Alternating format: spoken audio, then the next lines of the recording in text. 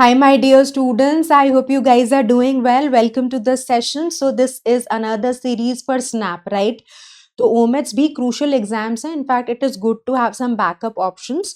तो इस particular video में हम क्या करने वाले हैं? We are going to solve some questions that are PYQs, right, which have already been tested in SNAP. और कुछ ऐसे क्वेश्चंस हैं जो उन्हीं से इंस्पायर्ड है. So some are PYQs, some are non PYQs, but they're interesting questions, they're important questions. They're going to give you a lot of exposure and will make you snap ready. So let's begin with the session. My name is Juhi Narula. So जैसा हमें पता है कि snap is a speed based exam, right? तो आपको ऐसे ही questions मिलेंगे जो आप क्विकली सॉल्व कर सकते हो, questions which are not going to consume a lot of time. I will just leave the screen for some time so that you can read the question nicely and then I will explain you, right? तो चलो let's begin with the first question. आप एक बार try करो, right? इस question में क्या instruction है कि देखो अंडरलाइन पोर्शन है और आपको 4 आंसर चॉइसेस गिवन है, तो आपको उस ऑप्शन को पिक करना है जो ग्रामेटिकली करेक्ट है, राइट? ये एक सेंटेंस करेक्शन का क्वेश्चन है. मैंने जैसे आपको, अगर आपने एनमैट की सीरीज भी फॉलो करी है, उसमें भी मैंने कुछ आपको इंपॉर्टेंट टॉपिक्स बताए थे, जैसे para apart from the para jumbles, para summary, para completion, इनके अलावा जो क्वेश्चंस मैंने एनमैट में बताए थे सेंटेंस करेक्शन के लिए, उसमें था subject verb agreement, pronouns, modifiers, parallel structure, right? So इस तरीके के क्वेश्चंस आपको यहाँ पे भी देखने को मिलेंगे. So if you take a look at this particular set, beside offering psychological rewards such as tone muscles, when regular karate is practiced, the body can be turned into a dangerous weapon. So see, understand this is a descriptive phrase मतलब जो explain कर रहा है ना, तो जिसको हम modifier कहते हैं. अब ये आपने कहा कि besides offering psychological reward such as tone muscles, तो कौन ऑफर कर रहा है? हमें यहाँ पर इस मॉडिफायर के लिए एक सब्जेक्ट चाहिए. तो हम सेंटेंस पढ़ के देखते हैं और असेंस आइडेंटिफाई करते हैं कि ओवरऑल इंटेंट क्या है स्टेटमेंट का. When regular karate is practiced, the body can be turned into a dangerous weapon. So that means ये जो toned muscles हैं ये कराटे प्रोवाइड कर रहा है, राइट? तो हमें इस मॉडिफायर, ये तो नॉन अंडरलाइन पोर्शन है, इसको तो आप छेड़ नहीं सकते हो. यानी कि जो रेस्ट ऑफ द सेंटेंस है वो इस तरह से प्रेजेंटेड होना चाहिए कि ये फ्रेज कराटे को टच करे. तो आप देखिए, one can turn the body into dangerous, तो we need karate here, so A cannot be the option. Body is not offering psychological rewards, body को साइकोलॉजिकल रिवॉर्ड्स मिल रहे हैं, समझ रहे हैं? तो इंटेंटेड मीनिंग को पकड़ना जरूरी है. वेन कराटे इज प्रैक्टिस, तो अगेन यहाँ पे वेन आ गया, तो हमें इमीडिएटली पहले सब्जेक्ट की जरूरत है. Karate if practice regularly can turn the body into dangerous weapon. तो यहाँ पर आपका क्या क्वेश्चन था? ये एक मॉडिफायर था, आपको उस वर्ड के एडजेसेंट रखना है मॉडिफायर को जिसको वो एक्सप्लेन करने की कोशिश कर रहा है. मॉडिफायर के डिस्क्रिप्टिव फ्रेजेस हैं जो डिस्क्रिप्शन ऑफर करते हैं, right? So this was a grammar based question. Modifier का कॉन्सेप्ट टेस्ट होना था. Again for your benefit, I would list down the topics again. इनको जरूर पढ़िए, राइट? अगर आप ओमेट्स दे रहे हैं तो सब्जेक्ट वर्ब अग्रीमेंट, प्रोनाउंस और प्रोनाउंस के साथ एम्बिग्विटी, राइट? इसके अलावा मॉडिफायर्स, पैरेलल स्ट्रक्चर, ठीक है? और इसमें तो मैं आपको नेक्स्ट क्लास में कराऊंगी भी, मैं एक्टिव पैसिव और रिपोर्टेड स्पीच के भी छोटे छोटे क्वेश्चंस देखने को मिलते हैं. तो स्नैप के लिए ये कॉन्सेप्ट्स इंपॉर्टेंट है. और एक यहाँ पर फिगर्स ऑफ स्पीच का कॉन्सेप्ट है, जो भी टेस्ट हो रहा है you get some figures of speech question, मैंने इंक्लूड करे हैं. कुछ फिगर्स ऑफ स्पीच में आज के डिस्कशन में ही कवर करा लूंगी ताकि आपको अच्छे से क्लैरिटी मिल जाए. But these are important topics जो आपको अपार्ट फ्रॉम पैरा जम्बल्स और फिल इन द ब्लैंक्स के, जिन पे मेहनत करनी है. So I hope this question is clear. Let's move to the next question. हम इस क्वेश्चन को ट्राई करते हैं. तो simple fill in the blank question है. देखो कौन सा ऑप्शन फिट इन होगा, right? Give yourself some time to read the question nicely. So the situation for sustenance of tigers looked yielding. The dash of tigers is surprising. So जो situation है tigers की, sustenance की, survival की, वो yielding लग रही है, मतलब promising लग रही है. सब पर सरप्राइजिंग कब होगा? सरप्राइजिंग ये कि अगर हमें लगता है कि एक स्टूडेंट एग्जाम नहीं पास कर पाएगा पर वो एग्जाम पास कर जाए, तो ये सरप्राइज एलिमेंट होगा ना, जो आप सोच रहे हैं उसके कुछ उलट होगा, so then that is having the surprise element in it. So अब अगर सिचुएशन प्रॉमिसिंग है तो सरप्राइजिंग ये होगा कि population of tigers is going down, right. So अब ये देखिए, regression is going down, we will pick this, devoured is to eat greedily, ठीक है। और एम्यूलरेशन होता है बेहतर बनाना, emulate is to make better, इसका ऑपोजिट क्या होता है? एक्सरबेट।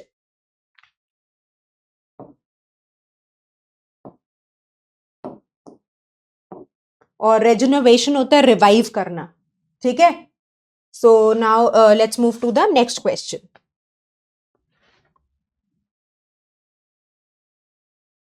Let's try this question. So it's again fill in the blank question. देखिए, ट्रांजिशन पे ध्यान दीजिए, ऑल दो येट बहुत इंपॉर्टेंट है। अगर ट्रांजिशन पकड़ लेंगे ना तो क्वेश्चन सॉल्विंग में आपको दिक्कत आएगी नहीं। So I always say, take a look at the transitions, very very important, very very crucial, that keeps you more focused, और जो hints होते हैं ना वो decode करने में question की बहुत मदद करते हैं। So you have to simply complete the sentence। अब आइडेंटिफाई करो अगर कहीं दिक्कत है तो कहाँ पर है, किसी वर्ड मीनिंग में दिक्कत है, राइट। तो हमें वोकैबलरी पे भी थोड़ी थोड़ी मेहनत करनी है, या फिर हमें फ्लो नहीं समझ में आ रहा तो कॉम्प्रीहेंशन को भी केयरफुली टाइम देना है। So all these things are really important, हल्के में ना लें। So although rovers methods are the dash part of conventional modus operandi. Conventional क्या होता है? जो रेगुलर होता है, ठीक है। So his methods are something probably accepted, his dash efforts are yet to be recognised. सो मतलब उसके एफर्ट्स अभी भी अप्रिशिएट नहीं हुए हैं। So if you take a look at this apprehensive, तो एप्रीहेंसिव तो एंशियस होता है, that does not make sense, right. Irrefutable is something that can not be disproved, so वो भी ग्रामेटिकली फिट इन नहीं होता। कंपेलिंग पार्ट भी awkward और अनग्रामेटिकल है, राइट। और वॉचफुल एफर्ट्स मीनिंग नहीं कन्वे करता। So emphasised part of the conventional modus operandi, कि दिस मेक सेंस कि इस methods are a part of what is already emphasised. Now his redundant efforts are yet to be recognized.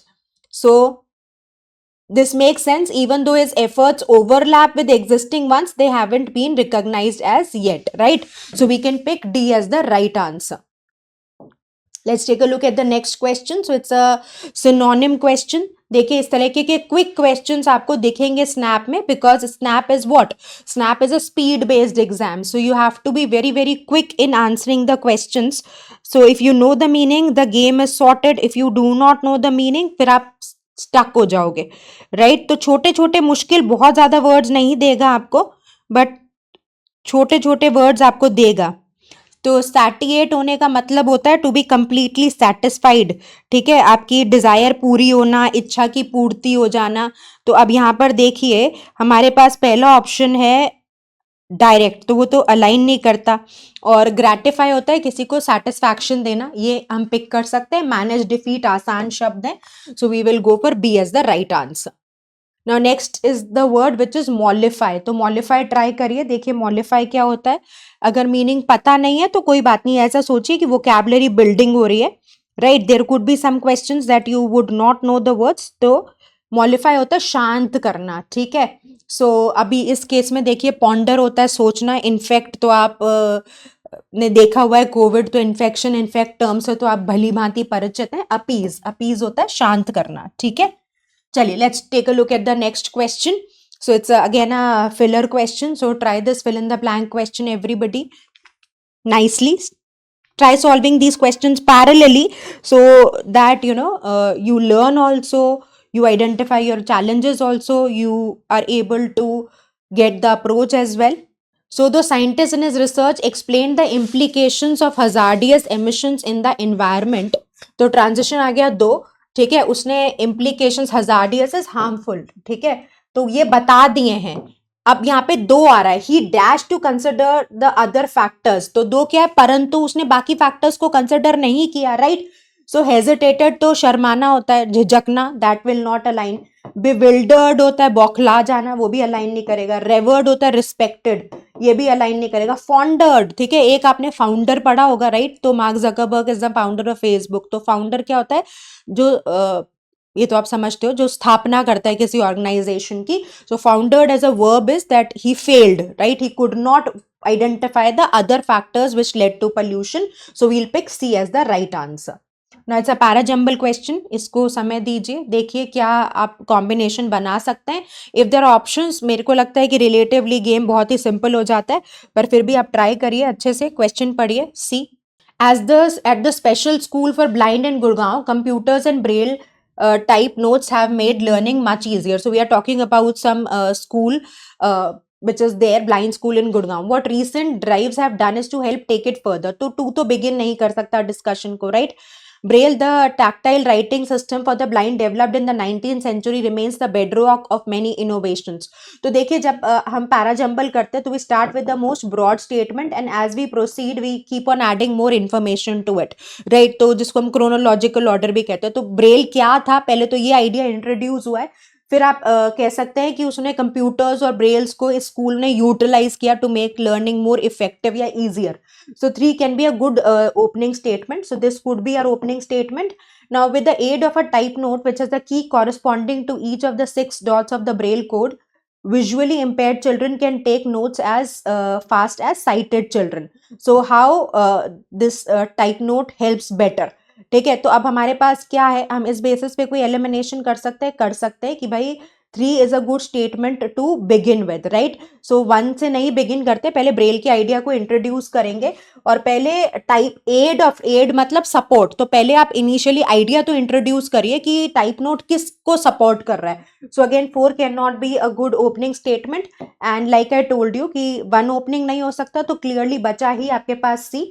Braille, the tactile writing system for blind developed in the 19th century, remains the bedrock. Then at the special school, so how it is working in special school, now computers and Braille type notes have made much easier to learn. What recent devices have done is to help us to take it further. It is Braille, and how they are taking it further वो sentence 4 explain कर रहा है. So we can pick C as the right answer. चलो, so let's try the next question. Again, this is a sentence correction question.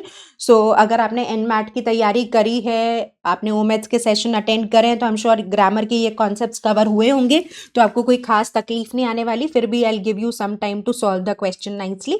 So just try solving this. चलो, so let's take a look at this question. I hope you have tried it. Declining enrollments is forcing small private colleges to choose between raising tuition and reduction of the staff. तो देखो, हमने एक concept है which is the concept of parallel structure, जिसको parallelism भी कहते हैं, parallel construction भी कहते हैं, parallel structure भी कहते हैं। आप तीनों ही तरीके से इसको बोल सकते हो। तो इसमें कहते हैं कि जब भी लिस्ट बन रही है तो लिस्ट किससे बनेगी? अगर पैरेललिज्म है तो इन कंजंक्शंस का ध्यान रखेंगे, एंड, बट, और, नॉर, ठीक है? उसके अलावा नाइदर नॉर, आइदर और, नॉट ओनली बट ऑल्सो, ठीक है? Both and. तो स्पेशली अगर ये जो है इनको हम पेयर्ड कंजंक्शंस कहते हैं, राइट? तो इनको कोऑर्डिनेटिंग कंजंक्शंस कहते हैं। तो ये कंजंक्शंस देखें जब लिस्ट बन रही हो, right? So whenever there is a list in consideration in the underline portion, आपको पैरेलल स्ट्रक्चर के लिए क्वेश्चन को जरूर चेक करना है। So C, raising tuitions and reduction of the staff. So अब इसमें देखिए, इसमें आईएनजी फॉर्म है, so इधर क्या है? reduction. So here this is not parallel. So what is the samasya with the sentence? That it is not parallel. So do we have other options? So between raising tuition and reduction, that's the repetition of A. So we will not keep it as it is.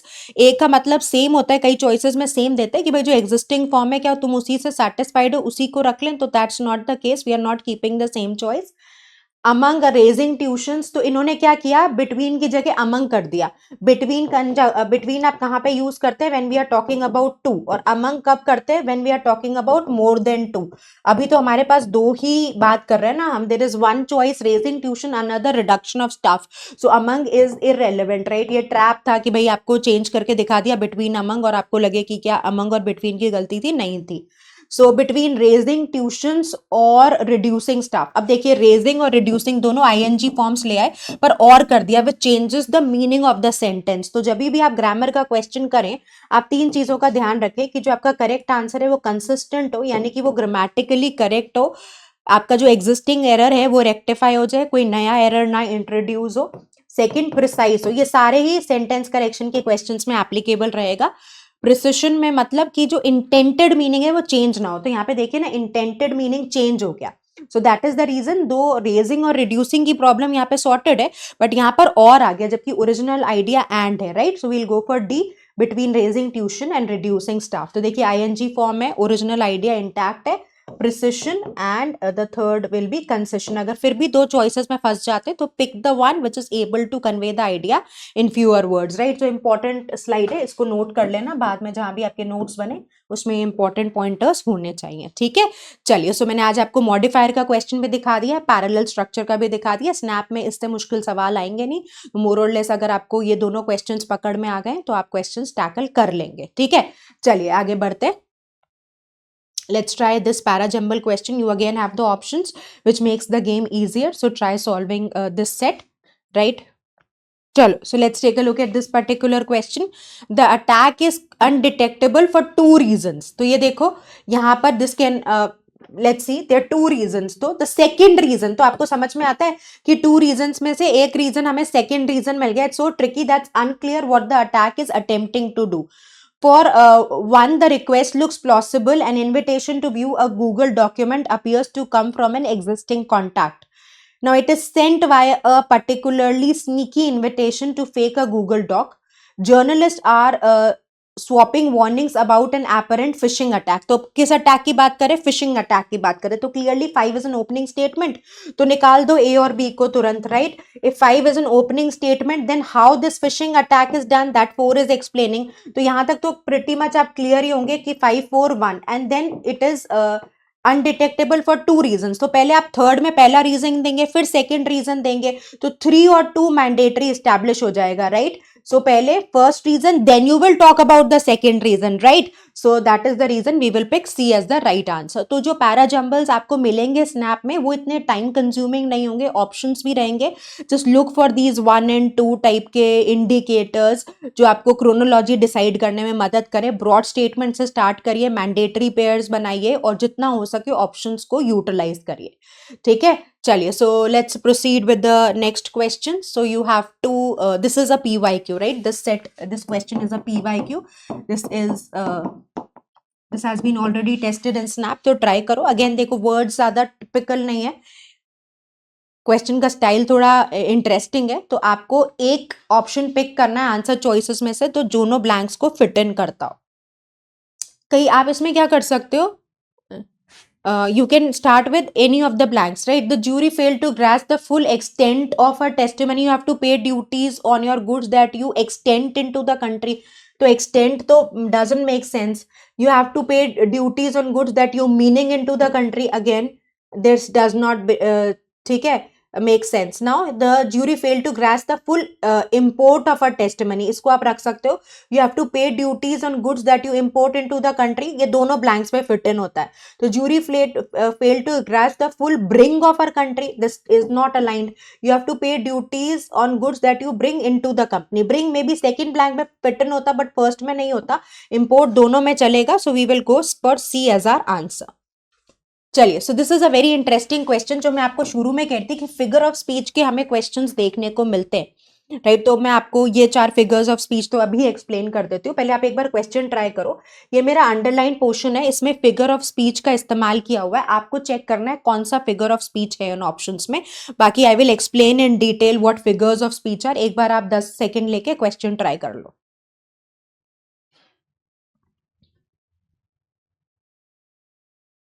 तो होता क्या है, देखो figures of speech ऐसे tools होते हैं जो language को ब्यूटिफाई करने में और ऑथर की आइडिया को इम्पैक्टफुली दूसरे के तरफ पास ऑन करने में मदद करते हैं, है ना। जैसे आपने हिंदी में अलंकार पढ़े हैं, अतिशयोक्ति अलंकार आपने पढ़ा होगा, हनुमान की पूंछ पे लगन न पाई आग, सगरी लंका जल गई, गए निशाचर भाग। याद है आपको? ऐसा कुछ आपने पढ़ा होगा। अनुप्रास अलंकार, इस टाइप के आपने कॉन्सेप्ट्स पढ़े होंगे हिंदी में। वैसे ही इंग्लिश में फिगर्स ऑफ स्पीच होता है कि लैंग्वेज को ब्यूटिफाई करने के लिए, ऑथर की आइडिया को इम्पैक्टफुल बनाने के लिए, डिस्कशन को ज्यादा इंगेजिंग बनाने के लिए there are certain figures of speech that you utilise. तो आपको इस क्वेश्चन में क्या करना है, आपको एक दिया ऑफुली गुड। तो ऑफुली गुड क्या है कि आपने दो ऑपोजिट वर्ड्स को एक साथ प्लेस किया, इसको हम ऑक्सीमोरोन कहते हैं, right? So awfully is bad and good. So how these are two words which are opposite of each other and you have placed them together. So you call them oxymoron. इसका एक और example दे सकते हो कि deafening silence था। अब आप मुझे बताओ कि साइलेंस है तो डेफनिंग तो कान फोड़ू हो गया ना। How can silence be deafening? But you place these two terms opposite, तो इसको हम क्या कहते हैं?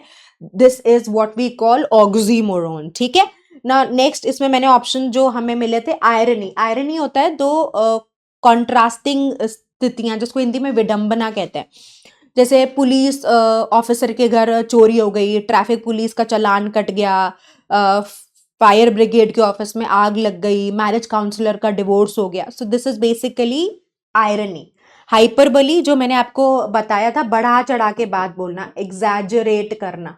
ठीक है, इसको हम हाइपरबोली बोलते हैं। जो मैंने आपको हनुमान जी की पूंछ में लगन ना पाई आग, बढ़ा चढ़ा के बात करना कि अभी तो आग लगी नहीं और पूरी लंका जल गई। तो आग लगेगी तो लंका जलेगी, but this is how you exaggerate. तो जैसे I am so hungry I can eat a horse. अब मैं कितनी भी भूखी हूं, मैं घोड़ा तो नहीं खा सकती। I love you to the moon and back, right? आपकी मम्मी जब आपको कहती है फोन छोड़ दे, फोन छोड़ दे, फोन छोड़ दे, 3 बार बोलती है, 4 बार बोलती हो, और फिर आप नहीं छोड़ते हो तो 5वीं 6ठी बार बोलती हो, 1000 बार बोल दिया फोन छोड़ दे, फिर भी फोन नहीं छोड़ रहे हो। सो दैट्स हाइपरबली, बढ़ा चढ़ा के बात करना। ठीक है। यूफेमिज्म होता है, ये मैंने अगर आपने वोकैबुलरी का सेशन लिया तो तभी मैंने पिक करा ही होगा। ईयू रूट पॉजिटिव होती है, तो यूफेमिज्म होता है कोई नेगेटिव आइडिया जो हर्टफुल हो सकता है या एम्बैरसिंग हो सकता है, उसकी टोन डाउन करके, मेलो डाउन करके पॉजिटिव तरीके से प्रेजेंट करना। जैसे सपोज समबडी डाइज तो यू से वो भगवान को प्यारे हो गए। So that's what we call euphemism. ठीक है। तो चलिए, अब आप 4 फिगर्स ऑफ स्पीच तो आज की क्लास में ही सीख गए हैं, राइट? चलिए, so what will be the correct answer? Two contrasting words, opposite words together, you call them oxymoron. ठीक है। चलिए, so now let's try the next question. You have to find the antonym. तो ध्यान रखेंगे, antonym opposite है, synonym similar है। Question ना पढ़ें तो कई बार क्या होता है, वर्ड हमें पता है और पहला सिनोनिम मिल गया, हम एक्साइटमेंट में उसी को मार्क कराते हैं। आप ये जानबूझ के नहीं करते गलतियां। So don't think that you are intentionally making these mistakes, but under the stress of time exam हो जाती है। तो थोड़ा सा तवज्जो दें, क्वेश्चन अंडरस्टैंडिंग को प्रॉपरली समझें और फिर ऑप्शन को पिक करें। सो डिफिडेंट होता है एक पर्सन हु इज शाय। ठीक है। तो मीक, टिमिड होना, टिमोरियस होना, ऑल दीज आर सिनोनिम्स। ऑपोजिट क्या हो जाएगा? कॉन्फिडेंट एटीट्यूड रखना, राइट? तो डिफिडेंट कौन होता है? जो शाय होता है, जो दब के रहता है, जो बात करने में झिझकता है। सो that's what the actual meaning is. Now if you go for opposite, that's what the question is asking, we will pick D as the right answer. चलिए, let's move to the next question. Let's try this. सो आपको थॉरोफेयर का meaning identify करना है। This is again a PYQ, right? तो जो हमने figure of speech का question किया था, आई थिंक वो भी PYQ था। सो इम्पॉर्टेंट है कि ऐसे क्वेश्चंस आप नोट कर लो, because that will help you in the exam. So thoroughfare क्या होता है? एक मेन रोड या स्ट्रीट होती है which is used by traffic in a city. ठीक है। So a main road, that's what the answer will be. So अब ये डायरेक्ट क्वेश्चन है, अभी आता है तो आता है, नहीं आता तो नहीं आता। तो यहाँ पे इसलिए ना वोकैबुलरी बिल्डिंग, इसलिए हम कहते हैं वोकैब बिल्ड करिए, रीड करिए, क्योंकि अगर आपने ये वर्ड्स पहले इनकाउंटर कर रखे हैं तो क्वेश्चन हो पाएगा। नहीं तो ऐसे क्वेश्चंस में ना आप बेबस हो जाओगे। ग्रामर, पैरा जंबल में ऐसा है कि आप थोड़ा हाथ पाँव मार सकते हो, ट्राई कर सकते हो। If you have got the approach you will be able to deal with such questions. पर वोकैबुलरी में क्या होता है, बंदा बेबस हो जाता है कि यार क्या करूं मैं अब।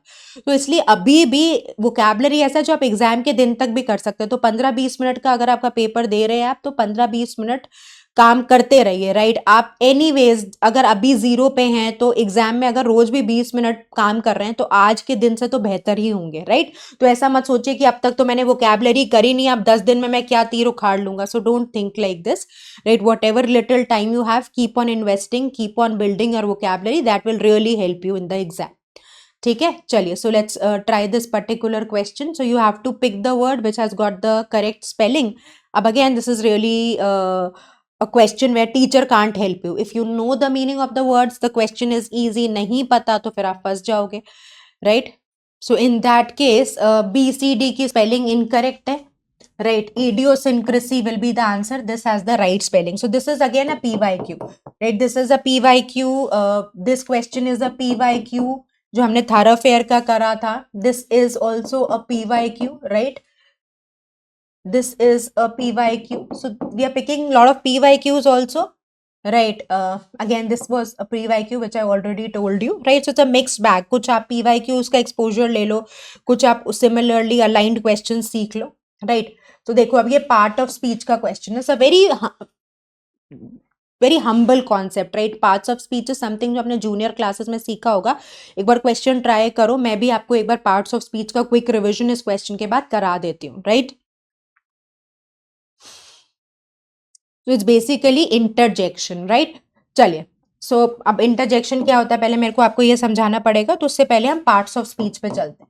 तो जो आप ये मैंने आपको प्रीवियस स्लाइड्स में जब क्वेश्चंस कर रहे थे तो मैंने आपको कुछ इंपॉर्टेंट टॉपिक्स दिए थे ना, सारे एक्चुअली आते पार्ट्स ऑफ स्पीच से ही हैं. तो हमारे पास क्या है, जो लैंग्वेज में हम शब्द बोलते हैं लिखते हैं वो किसी ना किसी एक पार्ट ऑफ स्पीच में से कोई एक वर्ड होता है, राइट? तो कौन से 8 पार्ट्स ऑफ स्पीच है?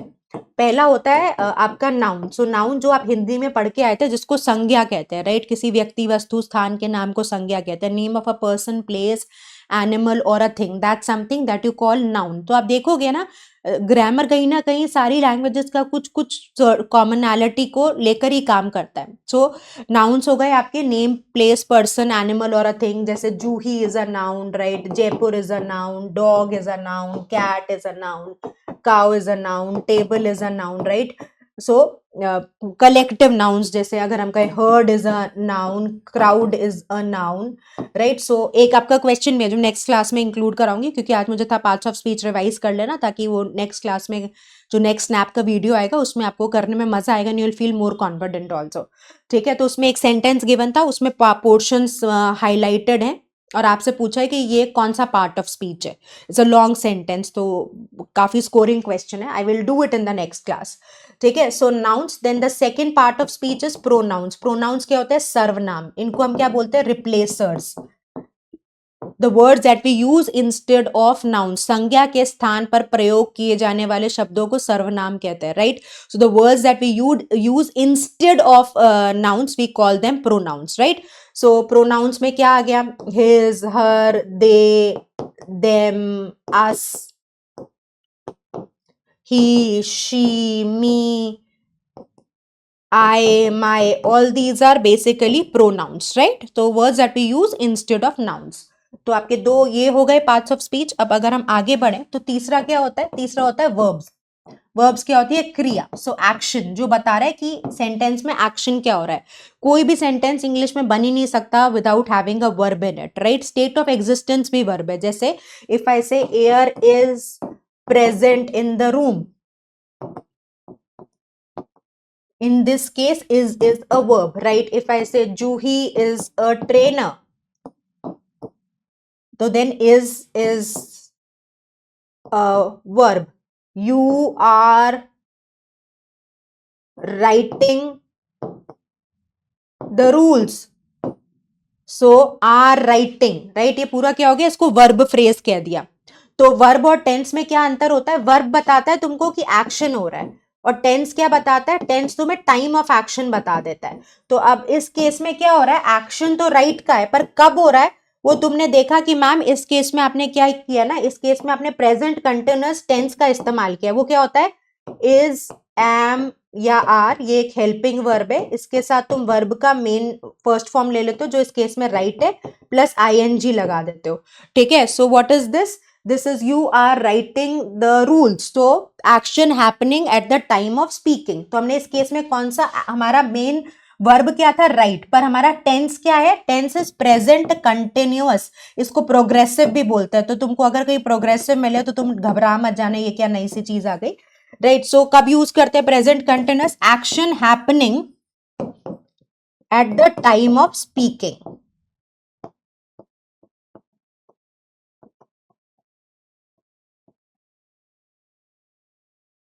ठीक है, so then you have verbs as the third part of speech, right? Next that we talk about is you have adjectives. तो एग्जेक्टिव्स क्या होता है? विशेषण, ठीक है, जो आपके नाउन्स प्रोनाउंस को डिस्क्राइब करते हैं। जैसे वो क्वेश्चन नहीं था आपका मॉडिफायर वाला, जो अब अभी हम ये शुरू में ही करके आए थे, so that's basically driven by the concept of adjectives, ठीक है, विशेषण जिसको हम कहते हैं। जैसे टॉल गर्ल है, तो टॉल जिस वर्ड को डिफाइन कर रही है उसके पास में है ना। ऐसे इंटेलिजेंट बॉय, तो इंटेलिजेंट बॉय को डिफाइन कर रहा है तो बॉय के नजदीक है, राइट? ब्लू बैग, तो ब्लू बैग को डिफाइन कर रहा है तो बैग के नजदीक है। तो इसी तरीके से जो पहला क्वेश्चन था, I take you back to the question again, maybe अब आप ज्यादा इफेक्टिवली रिलेट कर पाओगे with the concept of modifiers, right? तो इस केस में देखिए, besides offering psychological reward such as tone muscles, ये डिस्क्राइब कर रहा है ना, किसको डिस्क्राइब कर रहा है? कराटे को। तो ये किसके पास होना चाहिए? इसके पास कौन सा शब्द होना चाहिए? कराटे। वही हमने जो करेक्ट आंसर पिक किया था, that's a same game we have played. तो आप देखोगे ना, तो ये जो मॉडिफायर का कॉन्सेप्ट है कहां से डिराइव हो रहा है? ये एडजेक्टिव्स और एडवर्ब से डिराइव हो रहा है। तो गेम तो सारे कॉन्सेप्चुअल क्लैरिटी का ही है। आप रिलेट बेटर कर पाएंगे अगर आपकी फंडामेंटल्स ठीक होंगे, और ग्रामर में तो असेंशियल है कि आपके फंडामेंटल्स सॉलिड हो। जितनी better clarity on the rules, रटे हुए रूल्स नहीं। हमारे पास क्या दिक्कत है? when students come with grammar, they are basically struggling with the fundamental clarity, और उसी से फिर आप रट्टा मारते रहते हो, रट्टा मारते रहते हो, या हम रट्टा मार के सीखा है, हम एप्लीकेशन पे काम करते नहीं थे, तो फिर सारा आपका जो ऑब्जेक्टिव है, मतलब जो क्वेश्चंस आपको जज करना चाह रहे हैं वो आप मीट नहीं कर पाते हो, right? So that is the reason that you should be very strong with your basics, right? जो बेसिक्स रूल है आपको पता होंगे तो क्वेश्चन सॉल्विंग आसान हो जाएगी। ना एडजेक्टिव्स के बाद जो फिफ्थ आया वो क्या आया? वो आपका एडवर्ब आया।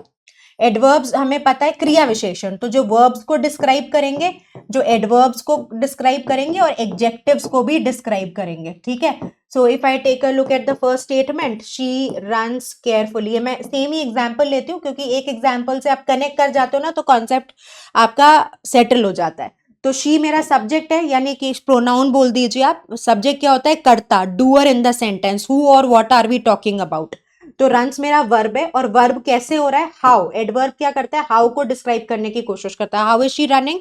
आप करोगे ma'am she is running carefully, right? Now if I say second sentence, she runs very carefully, तो अब क्या हुआ? How carefully she is running very, तो वेरी एक एडवर्ब है, तो दूसरे एडवर्ब को भी क्वालिफाई कर रहा है, राइट? तो जो हमने पहला स्टांस लिया इसमें, दिस इज एन एडवर्ब जो एक वर्ब को क्वालिफाई कर रहा है। Now the second case, runs is still a verb, right? And very is an adverb जो दूसरे एडवर्ब को क्वालिफाई कर रहा है, right? And the third usage is कि एक एडवर्ब एक एडजेक्टिव को भी क्वालिफाई कर सकता है। कैसे? If I make a sentence, she is a very pretty girl, तो प्रिटी गर्ल को डिस्क्राइब कर रहा है। गर्ल अभी हम पढ़ के आए थे, नाउन है।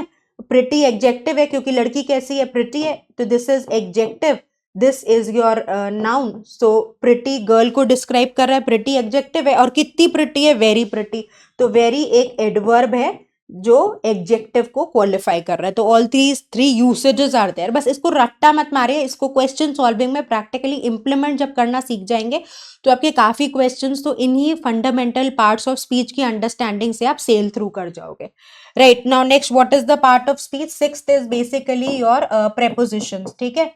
तो प्रेपोजिशंस क्या करते हैं? जो रिलेशनशिप बताते हैं, राइट? जैसे at, since, between, right? Under, she is under the table, I will see you at 6 p.m. since 5 o'clock the teacher is teaching. So all these are prepositions in nature, ठीक है? prepositions के questions कैसे आते हैं कि कुछ prepositions और verbs का standard combination होता है जिसको हम phrasal verbs कहते हैं। क्या कहते हैं हम इनको? फ्रेजल वर्ब्स कहते हैं। ये टेलीग्राम ग्रुप पे फ्रेजल वर्ब्स की लिस्ट शेयर्ड है, so you get a lot of questions of phrasal verbs coming in the exam, especially nomads. So I've already shared the list of idioms in the telegram group. You could check the telegram group, VARC by Juhi ma'am, right? वहां पे आपको मिल जाएगा। ठीक है, चलिए, तो phrasal verb क्या कहता है? फ्रेजल वर्ब कहता है कि भाई देखो, ऐसा है कि तुम्हारे पास एक वर्ब है, वो कहता है मैं अपने बाद एक स्टैंडर्ड प्रेपोजिशन लूंगा और इसका एक फिक्स्ड मीनिंग कन्वे कर दूंगा। ठीक है, अब ये मीनिंग चेंज नहीं हो सकता, ये स्टैंडर्ड यूसेज है। तो मेकअप का स्टैंडर्ड यूसेज है ना, कोई मेकडाउन तो नहीं बोलता पार्लर में जाके, सब कहते हैं गेट माई मेकअप डन, या मेरा ब्रेकअप हो गया, right? So breakup again has a fixed meaning, it has a standard meaning, you can not tamper the meaning, right? So prepositions basically क्या कर रहे हैं? प्रेपोजिशंस में आपका वर्ब, उसके बाद एक स्टैंडर्ड प्रेपोजिशन है जो एक फिक्स्ड मीनिंग को कन्वे करेगी। That's what we use. तो फ्रेजल वर्ब्स के क्वेश्चंस आते हैं। अब आप 10 से 15 फ्रेजल वर्ब्स रोज याद करना शुरू करिए, ताकि जो एग्जाम में आए तो आपको उस पर्टिकुलर फ्रेजल वर्ब का मीनिंग राइटली पता हो, राइट? अगर आपको पता नहीं होगा स्टैंडर्ड मीनिंग, तो फिर आप दुविधा में फंस जाएंगे, फिर आप हेल्पलेस हो जाएंगे। सो 10 से 15 फ्रेजल वर्ब्स रिवाइज करते रहिए। सोर्स क्या है? मैंने VARC बाय जूही मैम का जो टेलीग्राम ग्रुप है, उसमें फ्रेजल्स की और इडियोमैटिक एक्सप्रेशंस की लिस्ट पहले ही शेयर कर दी है। You can go on the Telegram channel, check that particular document, right? So there are 4-5 documents I have shared, right? So मैंने thematic vocabulary, one word substitutions और 3 phrasal verbs की list share कर दी है, so that should be really helpful, right? चलिए, तो अब हम आगे बढ़ जाते हैं। हमने 6 तो कर लिए, अब कौन सा है? What is the next? Next is conjunction. तो कंजंक्शंस जो कंबाइन करते हैं, ठीक है? कंजंक्शन क्या होता है? इसको हिंदी में समुच्चय बोधक बोलते हैं ना, जो कंबाइन करता है। ये जो अभी मैं आपको सिखा रही थी, and, but, or, nor, all these are conjunctions. और जो आप लास्ट क्वेश्चन जो बेस्ड करके आए थे, वो होता है interjection, right? So interjection is basically when you have the sudden expression bravo, hooray, yippee, all these are interjections. ठीक है जी, चलिए, so now let's move to the next question. I think हमने कोई question तो बीच में मिस नहीं करा जी। चलिए आइए, let's move to the next question. Let's try this question. So it's again a figurative language. Teacher is as tall as giraffe. यहाँ पर कुछ नए फिगर्स ऑफ स्पीच आ गए। So the idea was to include both the questions, ताकि figure of speech का हम detail में डिस्कशन यहाँ पे भी कर सके। क्वेश्चन ट्राई करो, फिर मैं आपको समझाती हूँ। चलो, so let's take a look at this. अब देखिए, हमारे पास एक होता है simile. So simile is you are comparing two different things using as or like, जैसे इस केस में किया है, ठीक है? तो टीचर का कंपैरिजन जिराफ से किया है और कंपैरिजन के लिए एज का इस्तेमाल किया है। Like my students are like my stars, तो हमने लाइक का कंपैरिजन कर दिया है ना। सो if you talk about direct comparison, so one sentence is my students are like stars, तो आपने क्या किया? स्टूडेंट्स और स्टार्स का कंपैरिजन किया, जो अनलाइक टर्म्स हैं, और आपने लाइक का इस्तेमाल किया या एज का, तो इसको हम बोलते हैं सिमिली। मेटाफर में क्या होता है? डायरेक्ट कंपैरिजन होता है। मैं बोलूं माय स्टूडेंट्स आर स्टार्स या are rock stars, right? So these are direct, stars ही लिख देती हूँ, ठीक है? सो स्टूडेंट्स और स्टार्स का डायरेक्ट कंपैरिजन कर दिया, right? So that's basically metaphor. Personification क्या होता है? पर्सोनिफिकेशन, जिसको मानवीकरण कहते हैं हिंदी में।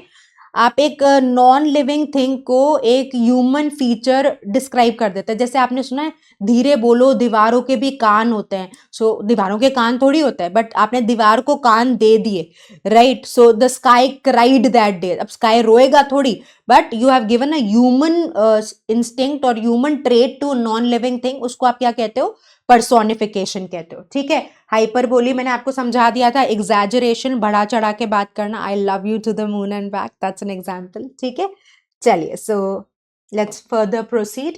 Let's do this question. चलो, so let's take a look.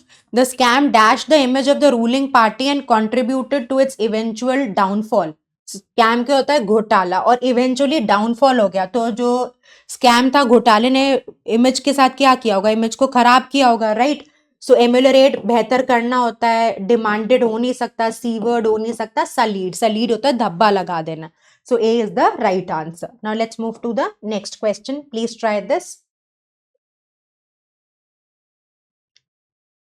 चलो, the eminent commission has dashed the environment ministry decision to exempt the construction sector from environmental approval and said it violated India's emission control obligations under the international climate deal. तो commission क्या करेगी environmental ministry के decision पे, कैसे reaction दे रही है। अब उन्होंने अगर कंस्ट्रक्शन सेक्टर को एग्जेम्प्ट कर दिया, एग्जेम्प्ट करना होता है बरी करना, छूट दे देना कि वो फ्रॉम एनवायरमेंटल अप्रूवल, और वो कह रही है कि उसने इंडिया के एमिशन कंट्रोल ऑब्लिगेशंस को वायलेशन किया है। वायलेशन मतलब नियमों का उल्लंघन करना, नियम तोड़ना।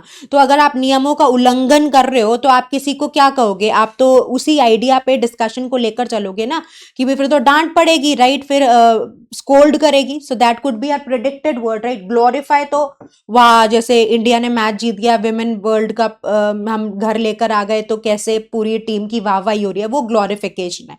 ग्लोरीफाई तो करेगी नहीं, राइट। क्वालिफाइड बैठता नहीं है। बॉलस्टर, अगर आपने इतने यूट्यूब सेशंस देखे तो मैंने पता नहीं कितनी बार आपको कहा है कि बॉलस्टर करने का मतलब होता है स्ट्रेंथन करना, बॉलस्टर। सो बॉलस्टर भी नहीं करेगी, क्वालिफाइड कोई अलाइनमेंट ही नहीं है। तो क्वॉश्ड, क्वॉश्ड होता है मतलब डांटना, नीचा दिखाना। So what is the correct answer? We will go for B as the right choice. चलो, so let's try the next question. So whenever we get a question like this, so पहले तो ये देखो कि what is the discussion all about, right? क्या बात कर रहे हैं हम, ये बहुत इंपॉर्टेंट है। आपको लगता है सिर्फ वोकैबलरी का टेस्ट है, ये मैं हर सेशन में ही बोलती हूँ, मैं क्लास में भी बोलती हूँ जब मैं वुमेट्स के लेक्चर्स लेती हूँ, कि it is comprehension which is right, very important, and next it is vocabulary, right. कई बार ऐसा होगा कि आपको वर्ड्स के मीनिंग पता होंगे पर फिर भी क्वेश्चन गलत हो जाएगा क्योंकि आपने सेंटेंस को समझने में ध्यान ही नहीं दिया। तो it is really important to balance both the things. Read the statement nicely. Just don't be in a mad rush that you have to just tick the answer and move on. I know there is a lot of pressure, but spend another 10 seconds and you get better clarity. So what is the discussion all about? पहले देखिए कि मुद्दा क्या है जिस पे बात हो रही है, फिर देखिए सेंटेंस क्या एडिशनल इंफॉर्मेशन या इंसाइट देता है रिगार्डिंग दैट पर्टिकुलर टॉपिक। फिर अगर आपको कोई ट्रांजिशन वर्ड दिखता है, although, yet, but, nonetheless, furthermore, इस तरह के शब्द, तो इस पे ध्यान दीजिए। ट्रांजिशन देखने के बाद अगर आप एक वर्ड प्रिडिक्ट कर सकते हैं तो बहुत बढ़िया, right. The next step should be predict the word. So prediction से क्या होता है ना कि आपको कोई इनकरेक्ट आंसर चॉइस अट्रैक्ट नहीं करती। And the last step is aggressive process of elimination.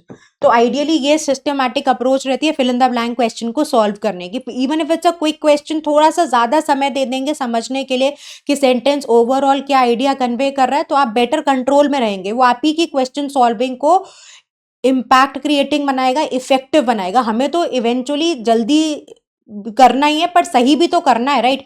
जल्दबाजी में सवाल गलत हो गया तो हम तो लूज ही कर रहे हैं। तो जस्ट गिव अनदर 2-3 सेकेंड्स। आप सोचेंगे कितने स्टेप है, इसे तो बहुत ही समय लग जाएगा, नहीं लगता। But you have the right vision to tackle the question and exactly what we are learning here. ठीक है। So the overwhelming majority of the world's nations delivered a stinging rebuke to the United States. तो rebuke मतलब नीचा दिखाना होता है। तो United states को रिब्यूक करा। सो अगर किसी को आप रिव्यू कर रहे हो तो उसके डिसीजन को आप क्या करोगे, क्रिटिसाइज करोगे, गलत बताओगे, right. So there will be a negative word. इतना सही प्रिडिक्शन है, आपने ये देख लिया कि अच्छा क्या है, डिसीजन के साथ क्या करा। अब रेस्ट ऑफ द स्टेटमेंट कह रहा है रिब्यूक करा, तो यही एडिशनल इंफॉर्मेशन थी। अब ट्रांजिशन अभी तक दिखा नहीं हमको, फिर हमने कहा प्रिडिक्ट कर देते हैं, अच्छा नेगेटिव वर्ड आएगा। फिर भी पूरा स्टेटमेंट पढ़ लीजिए ताकि ऐसा ना हो कि कोई हम लेटर स्टेटमेंट में इंफॉर्मेशन ट्वीक हो रही है हम पकड़ नहीं पाए। To recognize Jerusalem as Israel's capital and ignoring president's bombastic threats of revenge. तो गलत डिसीजन किया है तो उसके लिए रिब्यूक कर रहे हैं, मतलब अब रिब्यूक कर रहे हैं तो नेगेटिव वर्ड ही आएगा। डिनाउंस, वैलिडेट, वैलिडेट तो शाबाशी देना होता है। रिब्यूक और validate are not fitting in the discussion. Nominate नहीं करेंगे। रेवर्बरेशन बहुत ही कॉमन फिजिक्स का कॉन्सेप्ट है, सब पढ़ के आए हुए होगे। तो डिनाउंस कर दिया। डिनाउंस मतलब तुम गलत हो ये बोल देना, राइट। चलिए, सो this brings us to the end of the discussion. Again, what's really important, figures of speech पढ़ लीजिएगा। तो मैंने लगभग आपको 7 figures of speech इसी lecture में समझा दिए हैं। Another 7 I will do in part 2, right? I will also give you, right? I will in the Telegram group today itself I will share you figures of speech का एक detailed document, right? तो ये आप मैं share कर दूंगी आज ही, so that you are help dear, और आप अपने एंड पे रिविजन कर सकें, right. You can thank me later, और या फिर आप if you want the document you can put it in the comment section. बाकी ग्रामर के फंडामेंटल्स आपको आने चाहिए, राइट। पार्ट्स ऑफ स्पीच और बाकी टॉपिक्स मैंने लिखे ही हैं। एक्टिव पैसिव रिपोर्टेड स्पीच होता है, वो मैं आपको उसके क्वेश्चंस नेक्स्ट स्नैप 2 में करवा दूंगी। आज मेरा idea was to make you familiar with figures of speech. I think we have done good justice to that. Parts of speech भी हमने डिस्कस कर ही लिया है। सो जितना आपको क्वेश्चन सॉल्विंग के लिए जानकारी चाहिए अराउंड उतनी तो हम गेन कर ही गए होंगे और आप भी एसोसिएट कर पा रहे होगे, राइट। बाकी वोकैबुलरी पे काम करते रहिए, राइट। बाकी पैरा जंबल्स तो आसान लेवल के ही आएंगे, विद ऑप्शंस आएंगे तो आप हैंडल कर ही लेंगे। वोकैबुलरी आपको सिनोनिम्स एंटोनिम्स जैसे क्वेश्चंस में मदद करेगी। We'll meet next time for more interesting sets. I hope you really like the video. I wish you all the success in your upcoming exams. Keep working hard, stay consistent, have a very strong belief in yourself. God bless you. Vijay Bhav.